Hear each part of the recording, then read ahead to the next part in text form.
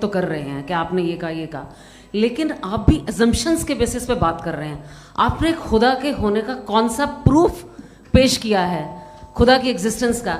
अब इस सवाल को अलग रहने दीजिए, कौन एथीस्ट है कौन नहीं है। और दूसरी बात जो आपने एक छोटी सी कही थी कि ये फ्री विल का इस्तेमाल करता है इंसान अपनी, लेकिन इस फ्री विल का इस्तेमाल में मतलब खुदा ने ये दे दी सबको ये इजाज़त कि वो कितना घिनौनापन और कितने ज़्यादा ख़राब से ख़राब तरीके इस्तेमाल कर सकते हैं। जवाब सुनते जी।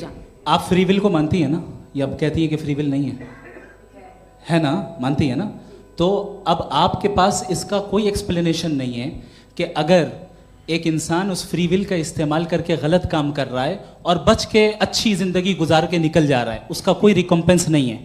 हमारे वर्ल्ड व्यू में जो इंसान गलत काम कर रहा है उसको भी रिकम्पेंस यानी उसका बुरा बदला मिलना है, और जो सही काम कर रहा है उसको सही बदला मिलना है। लिहाजा जो फ्री विल है वो इस तरीके से है कि एक लिमिटेड टाइम तक खुदा ने मोहलत दी है। ऐसा नहीं कि छूट दे दी, जो करना है करते रहो हमेशा।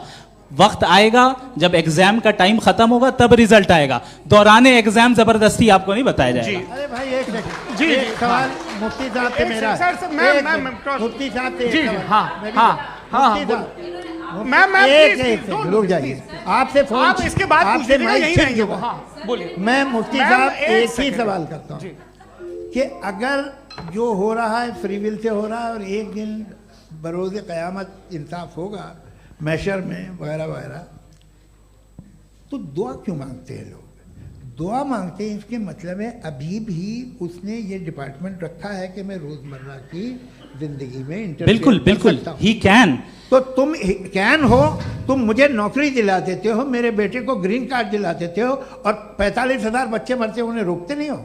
नहीं तो क्या आप ये कह रहे हैं कि इस दुनिया में जालिमों को कभी पकड़ ही नहीं होती है? अरे जो भी पकड़ होगी वो बच्चे रोते हैं। बिल्कुल, देखिए मैंने अपने ओपनिंग स्टेटमेंट में यही कहा था कि जनाब जावेद साहब सिर्फ इमोशनल आर्गुमेंट देंगे। This is an emotional argument. ये छोटे मोटे इसके पीछे का रीजन मैंने बताया क्या है। देखिए मैं इसके पीछे का रीजन क्या है मैंने बताया। मंच से आप लोगों को सज्जनों इसलिए कह रहा हूं ताकि थोड़ा सा आपके कॉन्शियंस पे जोर रहे कि आपको ऑर्डर बचा के रखना है।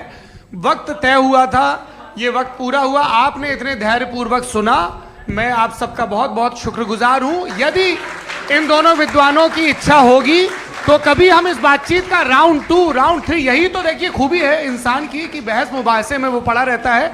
आप लोगों ने बड़े धैर्य का परिचय दिया, बहुत बहुत शुक्रिया। इसी के साथ ये बातचीत यहाँ पे समाप्त होती है। को मैं एक बात बता दूं, ये सारी बहस हो गई, अब मुफ्ती साहब और बड़े मुफ्ती साहब इन साथ के साथ मैं खाना खाने वाला हूँ। अच्छा।